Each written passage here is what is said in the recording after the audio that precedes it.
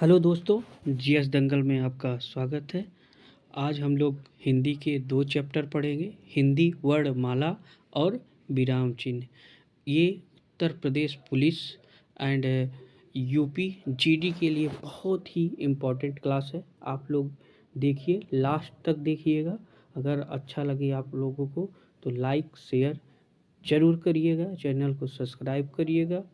ठीक है, तो आज हम लोग हिंदी वर्णमाला के बारे में जानेंगे थोड़ा बहुत।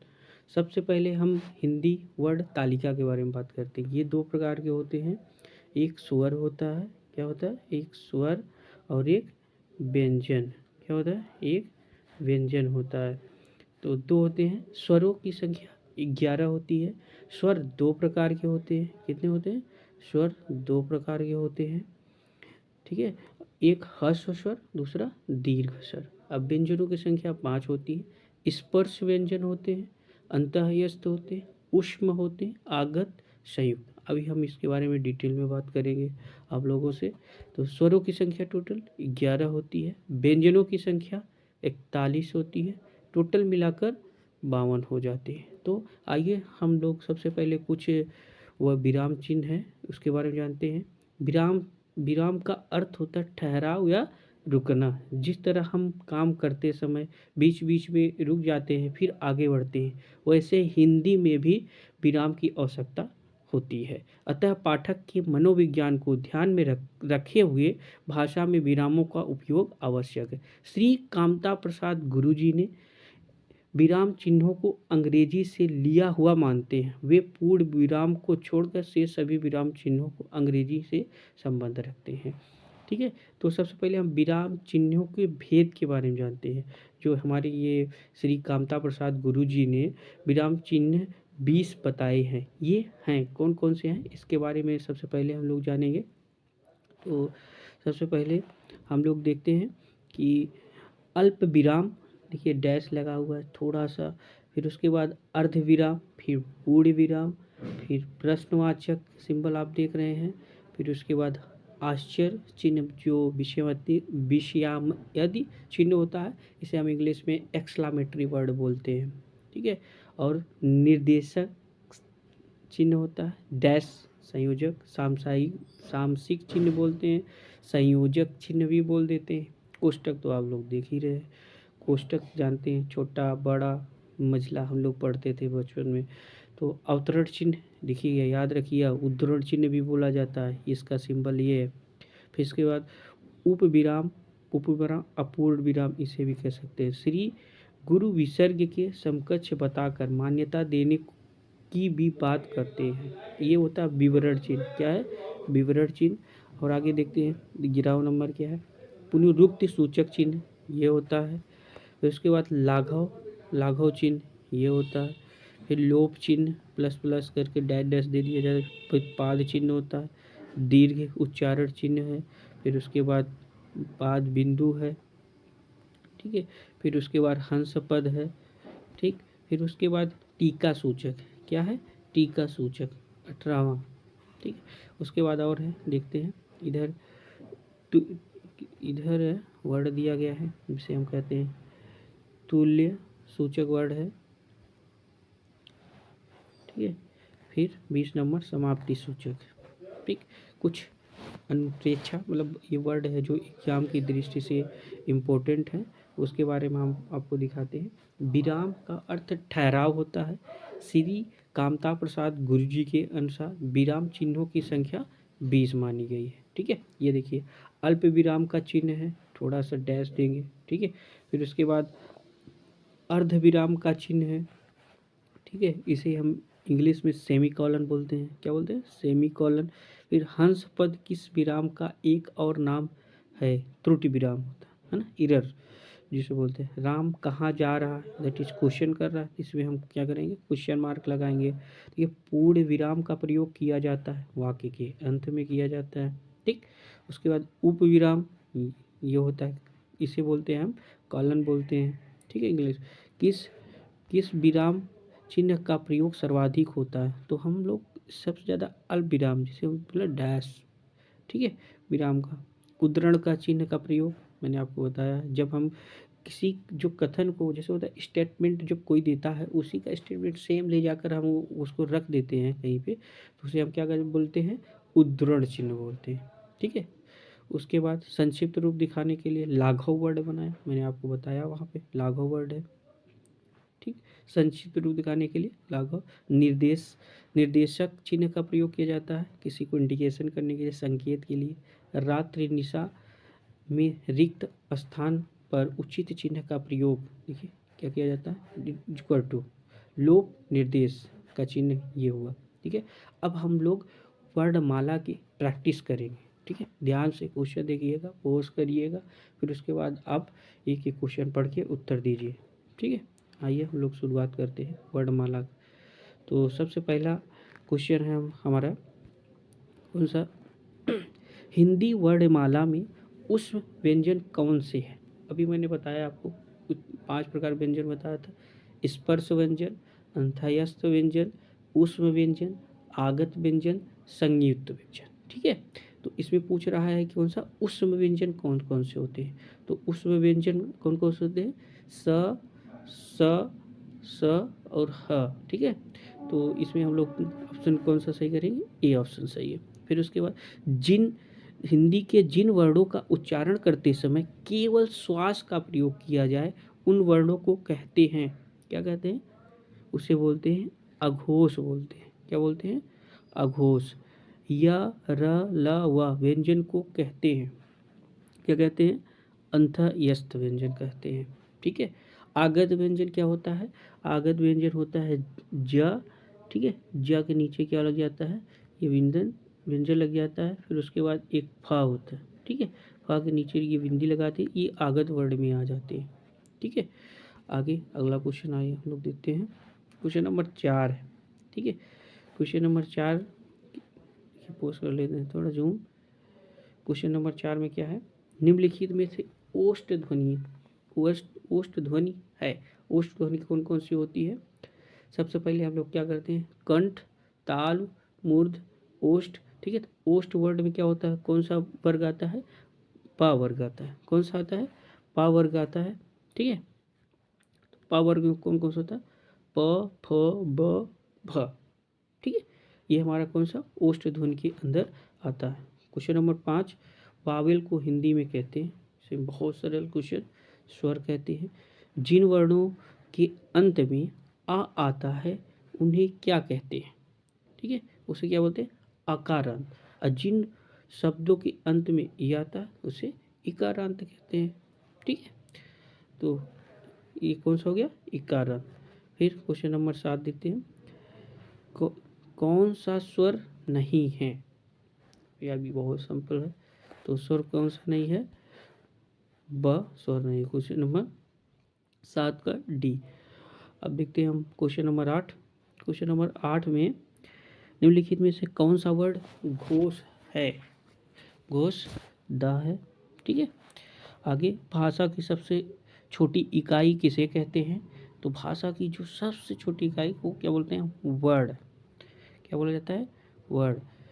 तो उसके बाद वर्णमाला किसे कहते हैं, व्यवस्थित वर्ड समूह को वर्णमाला कहते हैं। ठीक है। निम्नलिखित में से कंठस्थ ध्वनि कौन सी होती है। तो कंठ शुरुआत क से होता है, मैंने क वर्ग। क वर्ग क्या होता है, कंठस्थ व्यंजन होता है, क, ख, ग, घ। ठीक है। फिर उसके बाद निम्नलिखित में से उच्चारण स्थान के आधार पर मूर्धन्य व्यंजन बताइए। मूर्धन्य कौन कौन सा हो जाएगा, ड और ढ। ठीक है। फिर उसके बाद निम्नलिखित में से अल्प प्राण वर्ण कौन से हैं। तो क और ख, मतलब जो वर्ग होता है क, च, ट, त, प, उसमें पहला और तीसरा वर्ण जो होता है वो क्या होता है, उसे अल्प प्राण बोला जाता है। क्या बोला जाता है, अल्प प्राण। तो इसमें ये कौन से, क और ग। ठीक है। निम्नलिखित शब्दों में से नवीन विकसित ध्वनियाँ कौन सी हैं। तो कौन कौन सी हैं,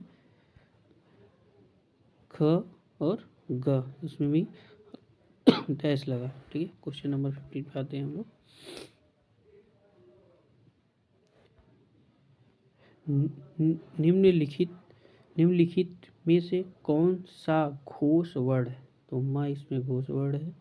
निम्नलिखित में से एक वर्ण व्यंजन नहीं है।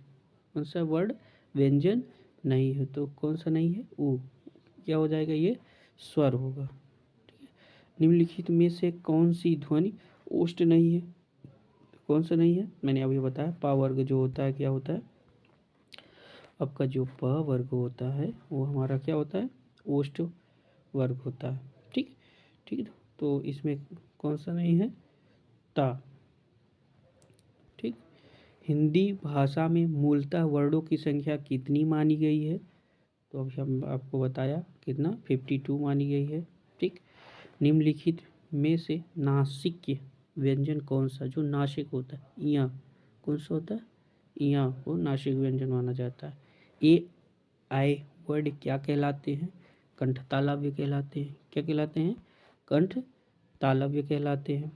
ठीक है। आपको और बता देता है हम, तो कंठ में कौन कौन से आते हैं? कंठ में छोटा आ और बड़ा आ। ठीक है। इसको हम रखते हैं कंठ में, और तालव्य में ई, छोटी ई, बड़ी ई को हम रख देते हैं तालव्य में। फिर उसके बाद हम लोग रख देते हैं, क्वेश्चन नंबर अगले पे चलते हैं। निम्नलिखित में से किसे हिंदी की मानक वर्णमाला में स्थान नहीं दिया गया? तो श्री। ठीक है। इसको वर्णमाला में स्थान नहीं दिया गया है। निम्नलिखित शब्दों में से किस शब्द की द्वित्व व्यंजन है? द्वित्व व्यंजन, दिल्ली, देखिए डबल है ना, इसे द्वित्व व्यंजन बोला जाता है। स ह कौन सा व्यंजन कहलाते हैं? तो बताइए कौन सा विज्ञान कहलाते हैं, कौन सा व्यंजन कहलाते हैं? स ह। ठीक है। इनकी संख्या होती है 4, ये भी पूछ लिया जाता है। ये कहलाते हैं क्या? ऊष्म व्यंजन, ऊष्म संघर्षी व्यंजन कह सकते हैं। ठीक है। तो नेक्स्ट क्वेश्चन, छ। ठीक है। छ जो होता है, किस ध्वनि किस स्वर के अंतर्गत आती है? तो संयुक्त वर्ण के अंदर आती है। हिंदी शब्दकोश में छ का क्रम किस वर्ण के बाद आता है? तो का के बाद आता है। ठीक। उसके बाद क्वेश्चन नंबर अगले में चलते हैं, क्वेश्चन नंबर 26। क्वेश्चन नंबर 26 में क्या, ज्ञ वर्ण किस वर्णों के संयोग से बना है? ज और ज्ञ से बन के बना है। 4 वर्ण होते हैं संयुक्त वर्ण, छत्री वाला छ, त्र, ज्ञ और श्रे। ठीक है। ये 4 वर्ण होते हैं। इनकी संख्या कितनी होती है? 4 होती है। ठीक। तो आगे, निम्नलिखित में से अघोष वर्ण कौन सा है? तो अघोष वर्ण कौन सा है? स को अघोष वर्ण बोला जाता है। ठीक है। फिर उसके बाद घ का उच्चारण स्थान कौन सा है? तो पहले क्या है? मैंने आपको बता दिया, क्या है? कंठ। क ख ग। और घ किसके कौन से उच्चारण स्थान है? का वर्ग माने जाते हैं, इसे कंठ के थ्रू रखा जाता है।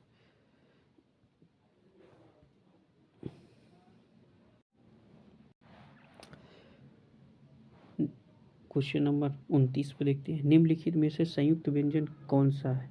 मैंने अभी बताया आपको, तो ज्ञ क्या होते हैं? ये संयुक्त व्यंजन है। ठीक है।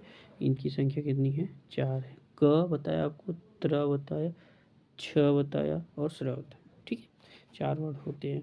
तो निम्नलिखित में से कौन सा वर्ण उच्चारण की दृष्टि से दंत नहीं है? तो दंत कौन सा नहीं है, ये देखना है। तो ट। ठीक है। कौन सा नहीं है?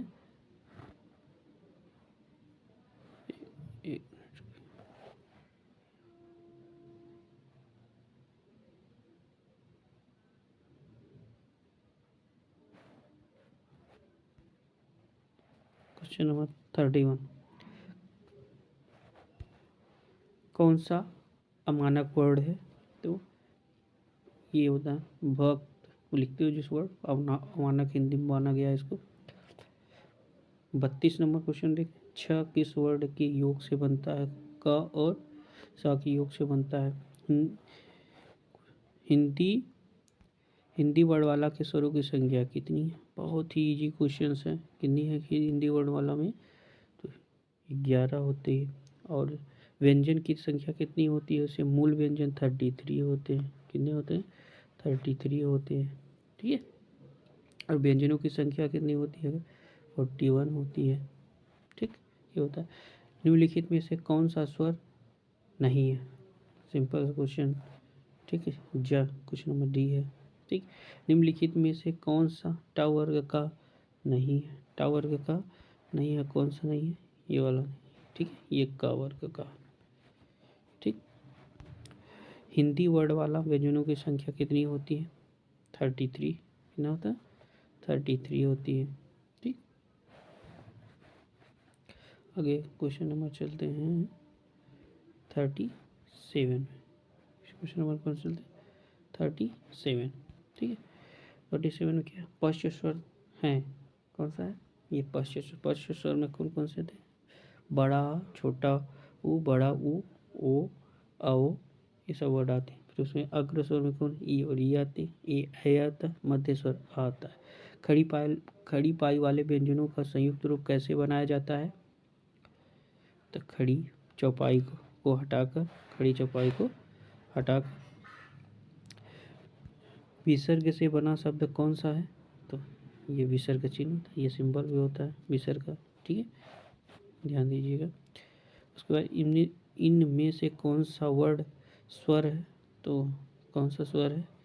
ए ऑप्शन, ये स्वर है। ठीक है, आगे क्वेश्चन 41। निम्नलिखित में अंतःस्थ व्यंजन कौन सा है? अंतःस्थ व्यंजन संख्या कितना होती है? 4 होती है। ठीक है, यार अलावा हो जाते हैं। इनमें से ओ का उच्चारण स्थल कौन सा है? तो कंठ और ओष्ठ। ठीक है, ओ का और उच्चारण स्थान होता है। च और छ वर्ड का उच्चारण स्थान क्या होता है? तो कौन सा होता है? तालु। ठीक है, कौन सा होता है? तालु होता है। देखिए क्या होता है कि क वर्ड जो होता है वो कंठ। ठीक है, कंठ से क ख ग घ अंगा होता है। तालव्य से च छ ज झ इया होता है। ठीक है, उसके बाद मूर्धन्य होता है, ट वर्ग आता है। फिर उसके बाद दंत होता है, त वर्ग आता है। ओष्ठ में प वर्ग आता है। ठीक है, उसमें क्वेश्चन नंबर 44 में देखेंगे हम लोग क्या है कि क क ज फ ध्वनियाँ किस अरबी और फारसी की? क्या है? अरबी और फारसी की ध्वनियाँ है। ठीक है, तालव्य व्यंजन है, अभी मैंने तुरंत बताया तालव्य कौन कौन से हैं। तालव्य व्यंजन च छ ज झ। ठीक है, कौन सा घोष नहीं है? घोष कौन सा नहीं है? इसमें त वर्ड घोष नहीं है। ठीक है, किस शब्द में री स्वर नहीं आता है? देखिए 4 शब्द दिए गए हैं, कुछ में री नहीं आता है, ये दिया गया आज इसमें री शब्द नहीं आ रहा है। ठीक है, तो क्वेश्चन नंबर 48 पे चलते हैं। ठीक है, जिन ध्वनियों को अनुस्वार कहा जाता है वो क्या होती है? स्वर के बाद में आने वाली नासिक ध्वनियाँ होती है। ठीक है, ओ औ किस प्रकार के वर्ड है? बताया कंठोष्ठ है। क्या है? कंठोष्ठ है। हिंदी वर्णमाला में कितने वर्ड होते हैं? टोटल कितने वर्ड ने बताया आपको? 52 होते हैं। ठीक है, दोनों मिलाकर 11 स्वर प्लस 41 व्यंजन, टोटल मिलाकर कितने हुए? 52। ठीक, स्वर ध्वनि के प्रकार हैं क्या? तीनों स्वर के 3 प्रकार, ह्रस्व दीर्घ प्लुत स्वर। ठीक, उसके बाद 52 में देखेंगे आधुनिक व्याकरण की दृष्टि से यह वर्ड का वैशिष्ट्य है। क्या है? दंतोष्ठ है, स्पर्श है। ठीक है, अल्पराण घोष, ये वाला ऑप्शन सही है। निम्नलिखित अर्धस्वर कहलाता है। अर्धस्वर इसे कहलाता है, या और 2 वर्ड अर्धस्वर कहलाते हैं। महाप्राण ध्वनियाँ व्यंजन के वर्ग में किससे संबंधित है? दूसरा और चौथा वर्ड होता है। भाषा की सार्थक लघुत्तम इकाई है। क्या है? ध्वनि है। ठीक है, क्या है? ध्वनि है, ऑप्शन सही करते हैं। 56 इनमें से कौन सा व्यंजन अल्पप्राण है? फर्स्ट, थर्ड फिफ्थ जो होता है वो क्या कहलाता है? अल्पप्राण व्यंजन कहलाता है। ठीक, निम्नलिखित में से कौन सा वर्ड स्पर्श व्यंजन नहीं है? तो इसमें यह वर्ड जो है ये स्पर्श व्यंजन नहीं है। चलिए क्वेश्चन नंबर अगले पे चलते हैं 58 पे। 58 में निम्नलिखित इसमें से कंठ ध्वनियाँ कौन सी होती है? कंठ मैंने बताया क वर्ग होता है। वर्णमाला किसे कहते हैं? वर्णों के व्यवस्थित समूह को वर्णमाला कहा जाता है। ठीक है, उसके बाद हिंदी की स जो ध्वनि स वो क्या होती है? कौन सी ध्वनि आता है? बहुत इंपॉर्टेंट क्वेश्चन है, ये बन जाता है तालब में आता है। ठीक है, कौन से वर्ड में आता है? तालब में आता है। और जो सरौता वाला सा होता है उसे हम किस में रखते हैं? दंत मसूड़ा सा है, दंत में रख देते हैं। ठीक है, उसके बाद कौन सा वर्ड ओष्ठ नहीं है? पावर जो होता है कौन सा होता है? ओष्ठ होता है। अल्प प्राण ध्वनियों का समूह कौन सा है? अल्प प्राण मैंने बताया फर्स्ट थर्ड फिफ्थ वर्ड अल्पप्राण कहलाता है। ठीक है, महाप्राण सेकेंड और फोर्थ होता है। ठीक, वर्ड शब्द का अर्थ नहीं होता है। वर्ड का वर्ड मतलब रंग भी होती है, जात भी होती है, अक्षर भी होता है, प्रकाश नहीं होता। ठीक है, इसमें यही होगा। कौन सा वर्ड घोष नहीं है? अभी मैंने बताया आपको ये त जो वर्ड है घोष नहीं है। किन ध्वनियों को अनुस्वार कहा जाता है? मतलब स्वर के बाद आने वाली नासिक ध्वनियों को क्या कहलाता है? अनुस्वार कहा जाता है। ठीक है, किस शब्द में री स्वर नहीं आता है? देखिए इसमें वर्ड रिवाज में नहीं आ रहा है। निम्नलिखित में दंतव्य वर्ड कौन सा है? त वर्ड। ठीक है, उसके बाद आते हैं घ का उच्चारण स्थान कौन सा है? क वर्ग। क वर्ग क्या होता है? घ का उच्चारण कंठ से होता है ना। ठीक है, कंठ के बाद तालु, तालब में चवर, फिर उसके बाद मूर्धन, मूर्धन में टावर, फिर दंत, दंत में तावर, फिर ओष्ठ में पावर। ठीक, हिंदी शब्दकोश के अनुसार संतान, सकल, सचल, सक्षम शब्दों का सही क्रम क्या है? ये संतान, सकल, सक्षम, सचल। निम्न में से महाप्राण वर्ड हैं कौन कौन से वर्ड हम लेंगे? दूसरा और चौथा। हिंदी शब्दकोश में अ व ये वर्ड है। ठीक है, किस वर्ड के साथ आता है? ठीक है, तो किस वर्ड के साथ आता है? छोटा क वर्ड किसके योग से बना है? तो किसके योग से बना हुआ है? क आधा हलंत लगे मतलब आधा व्यंजन होता है, उसके बाद स जुड़ जाता है। ठीक, 73 में निम्नलिखित में से कौन सा शब्द अमात्रिक मतलब जिसमें मात्रा ही नहीं है? कर लो। अयोगवाह कहा जाता है जो विसर्ग वर्ड होता है। ठीक, ट वर्ग में किस प्रकार के व्यंजन होते हैं? मैंने बताया आपको मूर्धन्त होते हैं। प्रयत्न के आधार पर ला किस प्रकार की ध्वनि है? पार्श्विक है। हिंदी वर्णमाला में अ और आ अह क्या है? से अयोगवाह कहा जाता है। ठीक, दो वर्ड रहते हैं। 78 नंबर निम्नलिखित व्यंजनों में से कौन सा संयुक्त व्यंजन नहीं है? संयुक्त व्यंजन नहीं है, संयुक्त व्यंजन की संख्या 4 है। ठीक है, देखिए क्षत्रिय त्र स्र है। ठीक, उसके बाद 79 निम्नलिखित में से कौन सा व्यंजन स्पर्श संघर्षी है? जो वर्ड हिंदी वर्ण वाले व्यंजनों की संख्या कितनी है? 33। अगला क्वेश्चन, हिंदी शब्दकोश में छ का क्रम किस वर्ण के बाद आता है? तो क वर्ण के बाद आता है। ए के उच्चारण स्थान का नाम है कंठ तालव्य। ठीक, निम्नलिखित में से कौन सा वर्ड अंतःयस्त नहीं है? यार लव अंतःयस्त। ठीक है, उसमें कौन सा नहीं है? नहीं है। अघोष वर्ड कौन सा है? पहला दूसरा पद को अघोष वर्ण कहा जाता है। तो इसमें पूछा है कौन सा है, तो स। हिंदी की तालव्य ध्वनियाँ, हिंदी की तालव्य ध्वनियाँ कौन सी हैं? च, छ, ज, छ। कौन सी ध्वनि अल्प प्राण है? कौन सी ध्वनि अल्प प्राण है? त।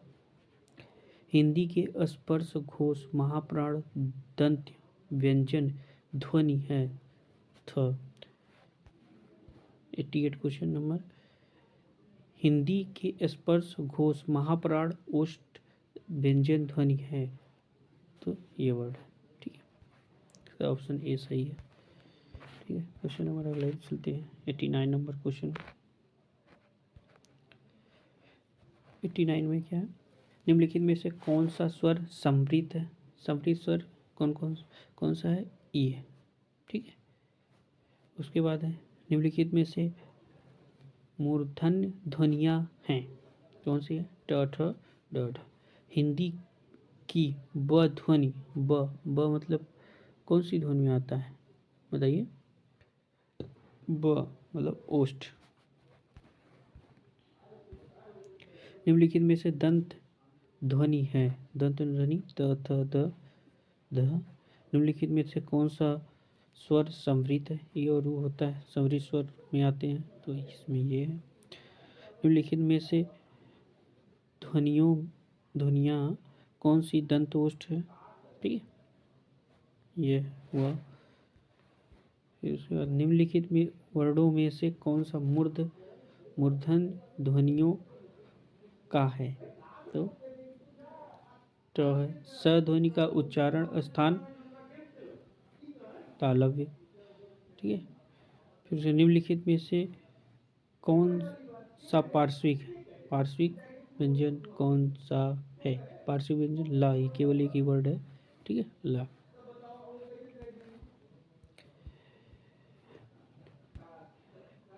निम्नलिखित में से कौन सा एक संयुक्त व्यंजन नहीं है? तो स है। या, र, ला, व किस वर्ग के अंदर आते हैं? अंतःयस्थ के अंदर आते हैं।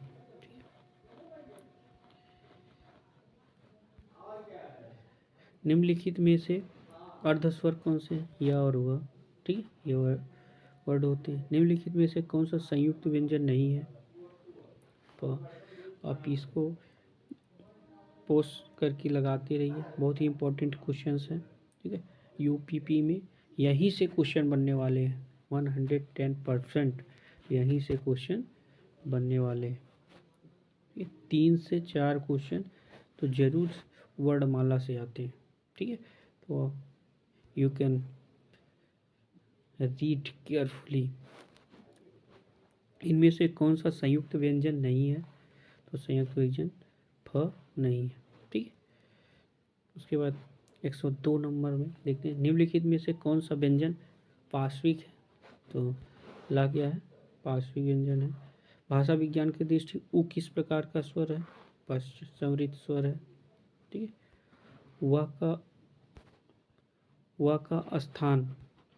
व का स्थान दंतोष्ठ। ठीक, क्वेश्चन नंबर 15। कौन सी ध्वनि महाप्राण नहीं है? तो ज। किस वर्ण का उच्चारण स्थान कंठ तालव्य है? ए। ठीक, क्वेश्चन नंबर 107 में देखते हैं निम्नलिखित में कौन सा व्यंजन संघर्षी है? ठीक है, इसमें ह। निम्न में से कौन सा व्यंजन स्पर्श संघर्षी है? ज।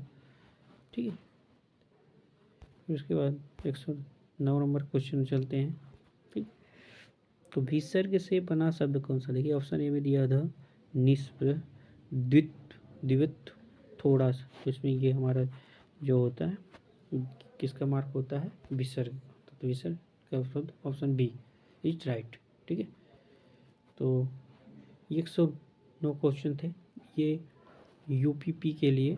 क्या है? यूपीपी के लिए है ना, मूल मंत्र है। ठीक, आप इसको देखिए और इससे ज़रूर 3 से 4 क्वेश्चन 100% फंसने वाले हैं। ठीक, आप लोग इसे रिवाइज करिएगा। और अगर वीडियो अच्छा लगा हो तो इस जीएस दंगल, ठीक है, जीएस दंगल चैनल है, ठीक है, इसको सब्सक्राइब कर लीजिएगा। ऐसे ही आप लोगों को हम क्वेश्चन प्रोवाइड कराते रहेंगे। तो thank you for watching this video।